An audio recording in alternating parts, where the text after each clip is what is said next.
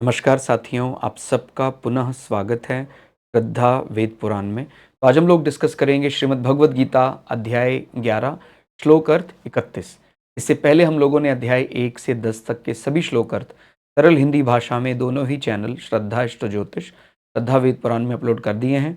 आप में से कोई भी व्यक्ति भगवद गीता को सरल हिंदी भाषा में समझना चाहता है, हमारे चैनल में आए जहाँ आपको 700 के 700 श्लोक मिल जाएंगे। तो आज के श्लोक में भगवान को अर्जुन क्या कहते हैं, विराट स्वरूप देखने के बाद एकदम अचंभित हो जाते हैं।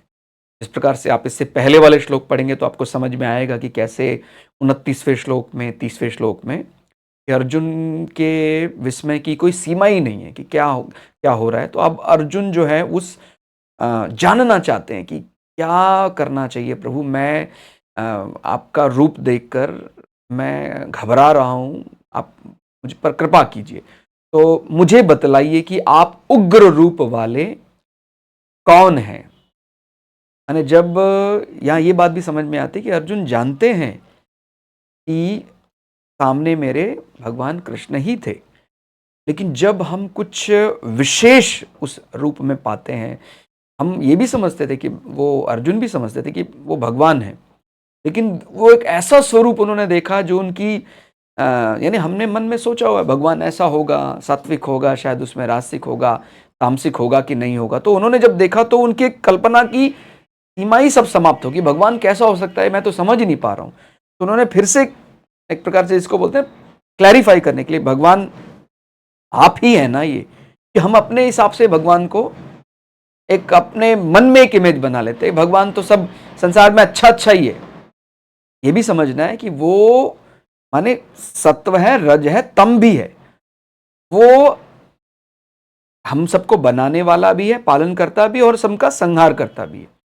लेकिन जब हम केवल एक वही रूप समझते हैं तो फिर उसमें बाधा होती है। तो ये भी समझना है एक विशेष भगवान को जब हम जानेंगे तो उसमें आपको सत्व रज तम तीनों देखने में आएगा। तो एकदम घबराना नहीं है और उसके लिए आपको भगवान ही निराकरण कर पाएंगे। तो मुझे बतलाइए कि आप उग्र रूप वाले कौन है। इससे बात समझ में आती है कि जब भगवान सामने होते हैं तो अच्छे अच्छे धर्मवान व्यक्ति भी उनका संयम डोलने लग जाता है।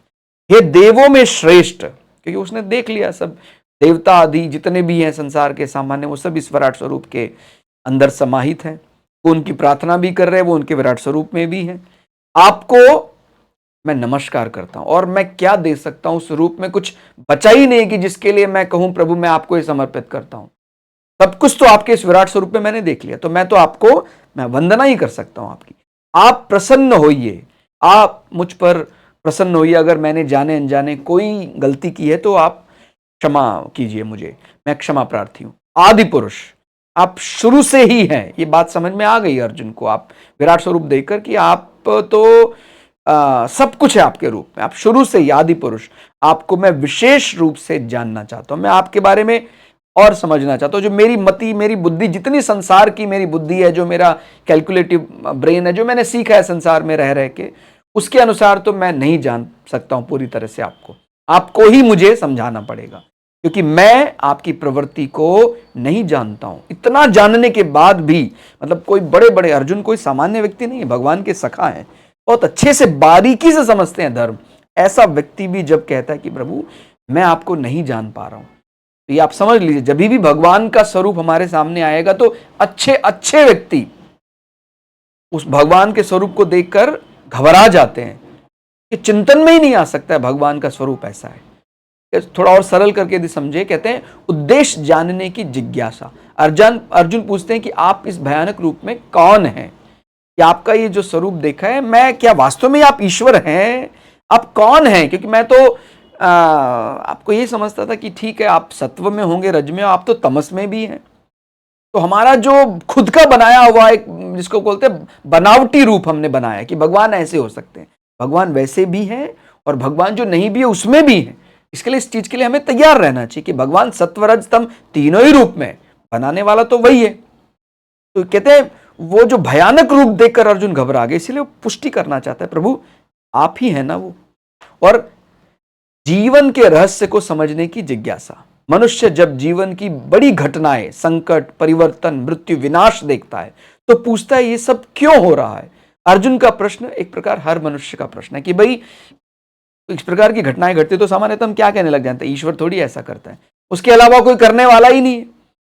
हम अपनी अल्प बुद्धि के कारण कई बार ऐसी बातें कर देते हैं कि भाई ये भूकंप थोड़ी ईश्वर लाएगा, वो क्यों किसी के जाने का कारण बनेगा। देखिए जहां तक उसकी एग्जिस्टेंस है वहां तो इस बुद्धि की पहुंच ही नहीं है। हम अपनी सांसारिक बुद्धि से किसी पर दोषारोपण करने लग जाते हैं कि प्रभु भूकंप में इतने क्षति होती है, इतनी हानि होती है, आप क्यों लाते हैं भूकंप। माने अब आप हमारी बुद्धि के अनुसार प्रकृति चलेगी क्या। इसलिए हमें अपनी सीमित बुद्धि से ही, अपने अहंकार में आकर कोई इस प्रकार का वाक्य नहीं बोलना चाहिए। उससे हमारी मूर्खता स्पष्ट होती है कि हम सामान्य सी बुद्धि के अहंकार में चूर है और कह रहे हैं भगवान ऐसा होता है क्या। माने एक ग्रंथ नहीं पढ़ा है, कुछ पढ़ा नहीं है और ऐसी ऐसी बातें करते हैं जैसे बहुत ज्ञानी है कि भगवान तो अच्छा ही होता है। प्रलय भगवान क्यों लाएगा, भगवान तो केवल पैदा ही कर सकता है। इस प्रकार के जब वाक्य निकलते हैं तो फिर ऐसा समझ में आता है, क्योंकि भगवान स्वयं कह रहे हैं भाई मेरे अनुसार तो मैं किसी को मारता ही नहीं। आपका कर्म फल है, जब उसका समय पूरा हो गया है तो हो सकता है जिसको आप मृत्यु मान रहे हैं मेरे लिए मैंने उसको अब मुक्त कर दिया कि भाई अब आपका और नहीं है। और यह भी हो सकता है कि जो आप मान रहे हैं संसार में बहुत बढ़िया से रह रहे, उसको इतना कष्ट है, उसको इतना व्याधि है कि वो अपना शरीर छोड़ने के लिए उतावला हो रहे हैं। तो अलग अलग दृष्टि हो सकती है। ठीक हो गया, तो ये समझना होगा। तो इसके लिए तो हम भगवान के सामने हाथ जोड़कर प्रश्न करेंगे तभी समझ में आएगा। बुद्धि के अहंकार में चूर है कि बुद्धि से मैं समझ लूंगा भगवान को, प्रकृति को, विराट स्वरूप को, समझ में नहीं आएगा। अहंकार से समर्पण की यात्रा, तो ये ध्यान समझना है। पहले तो हम अपने दम में चूर होते हैं, मैं तो ये करूं, मैं बलवान हूं, मेरे पास सब अस्त्र शस्त्र है, मैं सब जानता हूं। अर्जुन के रूप में अपने आप को एक बार समझना है कि अगर हमारे पास बुद्धि है, बड़ा हम बहुत समाज में यश मान सम्मान बल है, तो कहते हैं तो पहले अर्जुन केवल एक योद्धा के रूप में थे, अब विनम्र जिज्ञासु बन गए हैं। तो हमारे रूप में भी समझना है, जब तक हमें अपनी बुद्धि का अभिमान रहेगा, हमारे शरीर का अभिमान रहेगा, बल का अभिमान रहेगा, तो भगवान को नहीं समझ सकते। जब आप विनम्र जिज्ञासु बन जाएंगे, ज्ञान तभी आता है जब मनुष्य विनम्र होता है, तो तभी भगवान आपको फिर सही ज्ञान दे देंगे। ईश्वर की योजना मानव बुद्धि से बहुत बड़ी है। ठीक हो गया, हम हर घटना का कारण तुरंत नहीं समझ सकते। परम सत्य हमारी सीमित बुद्धि से परे है। ठीक हो गया, तो जब जीवन में समझ ना आए तो घबराओ मत, पूरे आत्मविश्वास के साथ प्रश्न करो, विनम्र बनो और सत्य की खोज करो। जब आप पूरे विश्वास से, लेकिन ये कौन जानता है कि विश्वास सही है, कहता नहीं मैं सही हूं, ये वाक्य में ही दम एक अहंकार दिखता है। जब व्यक्ति दूसरे को बताता है हाँ मैं सही हूं, ये बताने की बात नहीं है, तो आत्मानुभूति का प्रश्न है।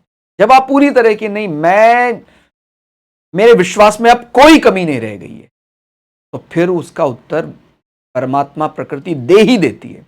हम मांग रहे हैं बार बार, उसके बाद भी उत्तर नहीं मिल रहा, इसका मतलब हमारे मांगने के तरीके में कमी है, दोष है। जब कोई व्यक्ति अपने बुद्धि के अहंकार में चूर होकर मांगता है, भगवान समझाता क्यों नहीं है, नहीं उस पर बहुत ज्यादा अभी भी अहंकार है, अकड़ है अपने कि मैं लॉजिकल बुद्धि से प्रूफ कर दूंगा। लॉजिक होना चाहिए, लॉजिक में बुराई नहीं, लेकिन लॉजिक की एक सीमा है ना। आप हर चीज में अगर माने परमात्मा जो बुद्धि का विषय नहीं है, आप उसी को लॉजिक से समझना चाहें, समझ में नहीं आएगा। ये तो समझना है कि जिस लॉजिक में लॉजिक लगाया जा रहा है वो सही है भी या नहीं। भाई जैसे अगर आपको कोई कहता है कि भाई आप हमारे डाटाबेस में जो शुगर है उसकी टेस्ट का रिकग्नाइजेशन का हमने डाल दिया है कि जो जब चीनी खाएंगे तो कितनी मीठी है उसको हम मैपिंग कर सकते हैं। उसके बाद फिर सिंथेटिक शुगर है, सैक्रिन है कि भाई वो नॉर्मल शुगर से 600 गुना मीठी होती है, वो हम माप सकते हैं। लेकिन अगर कोई कहता है कि वो 1,00,000 गुना मीठी है, उसका हमारा डाटाबेस में कुछ नहीं है, वो इतना मीठा या ऐसा कोई देवत्व बल कोई वो हमारी डायरेक्टरी में ही नहीं है। तो जब ऐसे परमात्मा रूप की बात होती है तो आप सामान्य डायरेक्टरी से नहीं माप सकते। जैसे मैं बोलता हूं कि ठंड कितनी होती है, कोई कहता है ये ठंड होती है 0, कोई कहता है कि -10 होता है, -50 होता है, कोई कहता है -100 होता है, कोई कहता है -273 डिग्री सेल्सियस होता है, जिसको एब्सोल्यूट जीरो बोलते हैं। लेकिन ठंड तो उससे भी ज्यादा हो सकता है। ठीक हो गया, तो इसलिए सामान्य व्यक्ति संसार में जो परिभाषाएं बनाता है वो अपने बुद्धि के अनुसार जो उसको सिखाया गया है। लेकिन हमारे डाटाबेस से भी कई गुना बड़ा डाटाबेस हो सकता है। हमें ये बात स्वीकार करनी चाहिए कि हमें जो सिखाया गया है इससे भी उच्च कोटि का ज्ञान हो सकता है जो हमने कभी कल्पना ही ना किया हो। तो जब हम परमात्मा की बात करते हैं, परमात्मा को समझने की बात करते हैं, प्रकृति के रहस्यों को समझने की बात करते हैं, तो ऐसे कई डायरेक्टरीज हैं, ऐसे कई उच्च कोटि के ज्ञान हैं जिसके आसपास भी कभी हम नहीं गए हैं। इसलिए विनम्रता से उसको ग्रहण करने का प्रयास करना चाहिए। और जब हम विनम्र होकर उसको जानने का प्रयास करेंगे, भगवान से हाथ जोड़कर प्रश्न करेंगे, प्रभु समझा दीजिए, तो भगवान अपना स्वरूप खोल देंगे। और जब आप अहंकार में चूर रहेंगे तो आप और उलझ जाएंगे। तो 11वें अध्याय का 31वां श्लोक अर्थ मुख्य रूप से यही बताता है कि आप जब प्रकृति के उस उग्र रूप को देखें तो विनम्रता से उसको नमस्कार करें, और अगर आप पूरे समर्पण से उन्हीं से समाधान करें तो समाधान मिल जाए। आज के श्लोक अर्थ में फिलहाल इतना ही। श्लोक अर्थ आपको कैसा लगा आप कमेंट करके हमें जरूर बताइएगा। मिलते हैं अगले श्लोक अर्थ के साथ, तब तक के लिए जय श्री भगु पराशरा, जय श्री शुक्राचार्य, नमस्कार।